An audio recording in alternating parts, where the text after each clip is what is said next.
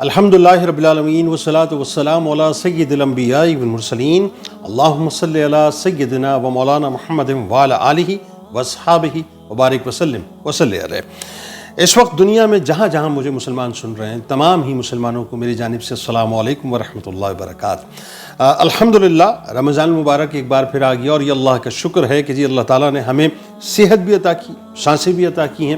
بس اب یہ سوچ ہمارے اندر پیدا ہو جائے کہ ہم رمضان کو راضی کر کے یعنی اللہ کی بارگاہ میں اس وقت بھیجیں کہ جس وقت انشاءاللہ ہمیں کم از کم اس بات کا یقین ضرور ہو کہ ہم نے رمضان کو راضی کر کے اللہ کی بارگاہ میں بھیجا ہے۔ ہر مسلمان کی یہ خواہش ہوتی ہے کہ میں رمضان کو بہت اچھا گزاروں، ایسا ہی ہوتا ہے نا، یعنی اپ ٹو دا مارک گزاروں، ایسا گزاروں کہ میرا رب مجھ سے راضی ہو جائے۔ آج میں آپ کے سامنے ایک بڑا ہی بنیادی کلیہ، یوں کہہ لیجئے کہ بڑا ہی بنیادی منشور رکھ رہا ہوں، اور یہ منشور ایسا منشور ہے کہ اگر آپ نے اس پر انشاءاللہ عمل کر لیا تو دعوت تو اللہ کی ذات پر ہے، لیکن میں اس بات کو یقین سے کہہ سکتا ہوں کہ آپ رمضان المبارک کو اپ ٹو دا مارک انشاءاللہ گزار لیں گے، ایسا گزار لیں گے انشاءاللہ کہ جس سے آپ کا رب راضی ہو جائے، اور اللہ کرے ہم سب جو ہے اپنے رب کو راضی کرنے میں کامیاب ہو جائیں۔ منشور کیا ہے ذرا سمجھ لیجئے۔ منشور ہے خطبے کی صورت میں، اور خطبہ کس کا ہے؟ خطبہ ہے نبی کریم صلی اللہ علیہ وآلہ وسلم کا۔ حضرت سلمان فارسی رضی اللہ تعالیٰ عنہ سے روایتی خطبہ ہے، اور ذہن میں رکھیے گا اس خطبے کو منون پورا آپ نے سننا ہے، پورا سننا ہے، اور اگر پورا کا پورا آپ نے اپنے رمضان میں اپلائی کر لیا، یعنی اس کی ایک ایک بات کو، جزیات کو سمجھ لیا، میں انشاءاللہ اللہ پر کامل یقین رکھ کر یہ بات عرض کر رہا ہوں، آپ دیکھیے گا کہ رمضان آپ کا انشاءاللہ کتنا سنہری گزرے گا۔ تو روایت یہ ہے کہ شعبان کی آخری تاریخ کو رسول اللہ صلی اللہ علیہ وآلہ وسلم نے ایک خطبہ دیا۔ یہ سلمان فارسی رضی اللہ تعالیٰ عنہ فرماتے ہیں، اور کیا فرماتے ہیں سرکار علیہ السلام؟ اب یہ توجہ سے سن لیجیے۔ فرماتے ہیں، آئے لوگ، تم پر ایک عظمت اور برکت والا مہینہ سایہ فگن ہو رہا ہے۔ اس مہینے میں ایک رات ہے، ایک شب ہے جو شب قدر ہے، اور وہ 1000 مہینوں سے بہتر ہے۔ یعنی وہ جو ایک رات ہے نا، سورہ قدر کی صورت میں اللہ تعالیٰ نے جو فرمایا اِنَّا أَنزَلْنَاهُ فِي لَيْلَةِ الْقَدْرِ وَمَا أَدْرَاكَ مَا لَيْلَةُ الْقَدْرِ، تو وہ جو ایک رات ہے، اس ایک رات کو اللہ تبارک و تعالیٰ نے جو 21ویں میں بھی ہو سکتی ہے، 23ویں میں بھی ہو سکتی ہے، 25ویں میں بھی ہو سکتی ہے، 27ویں میں بھی ہو سکتی ہے، اور 29ویں میں بھی ہو سکتی ہے، یعنی ان 5 میں سے کوئی ایک تاک رات ہے جس میں اللہ تبارک و تعالیٰ بندے کو 83 برس اور 4 مہینوں سے زیادہ عبادت کا ثواب عطا کرتا ہے۔ تو سرکار علیہ السلام نے پہلے ہی جملے میں بتلا دیا کہ ایک ایسی رات دے دی ہے جس کو بہر طور تم نے حاصل کرنا۔ آگے سرکار علیہ السلام فرماتے ہیں کہ اس مہینے کے روزے اللہ تعالیٰ نے فرض کیے، اور اس کی راتوں میں قیام کو غیر فرض یعنی سنت کیا ہے، اور جو شخص اس مبارک مہینے میں اللہ کی رضا اور اس کا قرب حاصل کرنے کے لیے کوئی غیر فرض عبادت کرے گا تو اس کا ثواب دوسرے زمانے کی فرض نیکی کے برابر ملے گا، اور اس مہینے میں فرض نیکی کا ثواب دوسرے زمانے کے 70 فرضوں کے برابر ملے گا۔ کوئی بھی نفل کوئی بھی کام نیکی کا آپ کرتے ہیں، اللہ تبارک و تعالیٰ اس مہینے میں فرض کے برابر اس کا ثواب عطا کرے گا، اور جو فرض عطا کرے گا اللہ تبارک و تعالیٰ 70 فرضوں، اور یقیناً یہ بھی ہمیں سمجھانے کے لیے کہ 70 فرضوں کا ثواب عطا کرے گا، وہ کتنا عطا کرے گا وہ رب ہی بہتر جانتا ہے۔ آگے سرکار علیہ السلام فرماتے ہیں کہ یہ صبر کا مہینہ ہے۔ یہ کیا ہے؟ صبر کا مہینہ ہے، اور صبر کا بدلہ جنت ہے۔ یعنی بنیادی طور پہ ہمیں صبر کے دامن کو اس مہینے کے اندر تھام کے رکھنا ہے، ہمیں ایگریسو نہیں ہونا ہے، ایگریشن میں مبتلا نہیں ہونا ہے، غصے کے قریب نہیں جانا ہے۔ کوئی اگر ہمارے ساتھ برائی بھی کرتا ہے، جھگڑا بھی کرتا ہے، تو ہمیں صبر کر کے اسے معاف کر دینا ہے۔ وجہ کیا؟ وجہ یہ ہے کہ ہم جہاں صابرین کی صف میں آگے کھڑے ہو گئے، اللہ تبارک و تعالیٰ انشاءاللہ ہمیں جنتیوں کی صف میں کھڑا کر دے گا۔ آگے سرکار علیہ السلام فرماتے ہیں کہ یہ ہمدردی اور غمخواری کا مہینہ ہے، اور یہ وہی مہینہ ہے جس میں مومن بندوں کے رزق میں اضافہ کر دیا جاتا ہے۔ مینز آپ کوشش کیجئے، آپ کو اللہ تعالیٰ نے استطاعت دی ہے نا، آپ لوگوں کی مدد کیجئے، جو کر سکتے ہیں، جس طرح سے غمخواری کر سکتے ہیں، ہمدردی کر سکتے ہیں، یقین مانیے آپ یہ کرتے چلے جائیے، اللہ تبارک و تعالیٰ آپ کے رزق میں اضافہ کرتا چلا جائے گا۔ آگے سرکار علیہ السلام فرماتے ہیں کہ جس نے اس مہینے میں کسی روزے دار کو اللہ کی رضا اور ثواب حاصل کرنے کے لیے افطار کرایا تو یہ اس کے لیے گناہوں کی مغفرت اور دوزخ کی آگ سے آزادی کا ذریعہ ہوگا، اور اس کو روزے دار کے برابر ثواب دیا جائے گا۔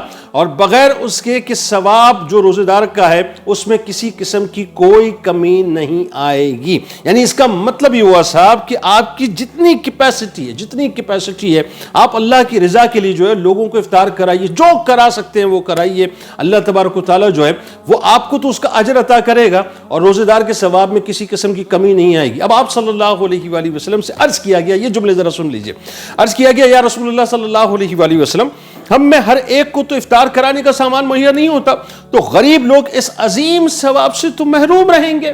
یعنی سوال بڑا ریلیونٹ ہے. بہت سے ایسے لوگ ہیں جن کے پاس کیپیسٹی نہیں ہوتی, مالی استطاعت نہیں ہوتی, لیکن وہ دیکھ رہے ہوتے ہیں کہ کاش میرے پاس اگر یہ کیپیسٹی ہوتی تو میں بھی لوگوں کے لیے بڑی لوش قسم کی افطاریاں لگاتا, دسترخوان سجاتا, لوگوں کا پیٹ بھرتا, لوگ کھاتے, مجھے دعائیں دیتے. ایگزیکٹلی وہ جو ہماری ایک نفسیات ہے نا, اس کے مطابق صحابہ کرام رضوان اللہ تعالیٰ علیہ مجمعین نے سوال کیا, اور یہ سوال بہت سے لوگوں کے ذہن میں آتا ہے. سرکار علیہ السلام نے کیا فرمایا, یہ سن لیجیے. سرکار نے فرمایا کہ اللہ تعالیٰ یہ ثواب اس شخص کو بھی دے گا, اس شخص کو بھی دے گا جو ایک کھجور یا دودھ کی تھوڑی سی لسی یا صرف پانی ہی کے ایک گھونٹ پر کسی کو افطار کرا دے. یعنی اللہ تبارک و تعالیٰ جو ہے وہ نیتوں کا عطا کرتا ہے. صاحب ذہن میں رکھیے, نیتوں کا عطا کرتا ہے. آپ کے پاس دودھ کا ایک گھونٹ ہے, آپ کے پاس لسی کا ایک گھونٹ ہے, آپ کے پاس کھجور ہے کہ پانی ہے, آپ اللہ کو راضی کرنے کے لیے افطار کرائیے. آپ دیکھیے اللہ تعالیٰ آپ کو کتنا ڈھیر سارا ثواب انشاءاللہ عطا کرے گا. اس کے بعد آپ صلی اللہ علیہ وآلہ وسلم نے فرمایا کہ اس مبارک مہینے کا پہلا حصہ رحمت ہے, درمیانی حصہ مغفرت ہے, اور آخری حصہ دوزخ کی آگ سے آزادی ہے. یعنی اتنی اللہ کی تجلیات کا, اس کی رحمتوں کا, اس کے فضل و کرم کا نزول ہو رہا ہوتا ہے کہ ہم تصور ہی نہیں کر سکتے کہ یہ رمضان مبارک کتنی عطائیں لے کے اپنے دامن میں آتا ہے, کتنی بخششیں لے کر آتا ہے, کتنی مغفرتیں لے کے آتا ہے, کتنی رحمتیں لے کے آتا ہے.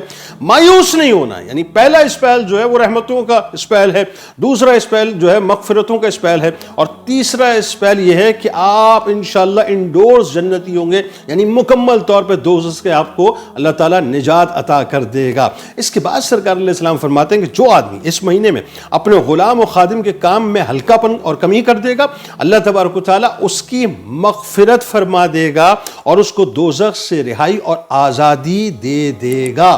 یعنی آپ کے سب آرڈینیٹس ہیں, آپ کے ساتھ کچھ آفس میں لوگ کام کرتے ہیں, آپ کے غلام ہیں, آپ کے نوکر ہیں, آپ کے شوفر ہیں, آپ کے خانساماں ہیں, کچھ بھی ہیں, آپ کے یہاں کام کرتے ہیں, وہ آپ کی میڈ ہے.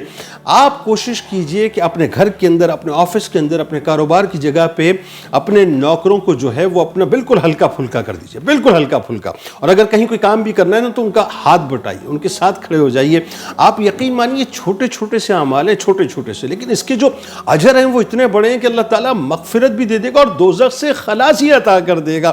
یعنی رحم کیجئے لوگوں پر, لوگوں سے پیار کیجئے, اور یہ سوچئے کہ جس طرح سے آپ کو روزہ محسوس ہوتا ہے نا, پیاس محسوس ہوتی ہے, بھوک محسوس ہوتی ہے, تو اس غریب کو بھی, یعنی اس غریب میٹ کو بھی اور اس غریب نوکر کو بھی اسی انداز سے پیاس اور بھوک محسوس ہوتی ہے. جب یہ سوچ آ جائے گی انشاءاللہ تو اللہ کا کرم ہی کرم آپ پر ہوگا. اس کے بعد سرکار علیہ السلام نے فرمایا اور اس مہینے میں 4 چیزوں کی کثرت رکھا کرو, یعنی جن میں 2 چیزیں ایسی ہیں جس کے ذریعے تم اپنے رب کو راضی کر سکتے ہو, اور 2 چیزیں ایسی ہیں جن سے تم کبھی بے نیاز نہیں ہو سکتے.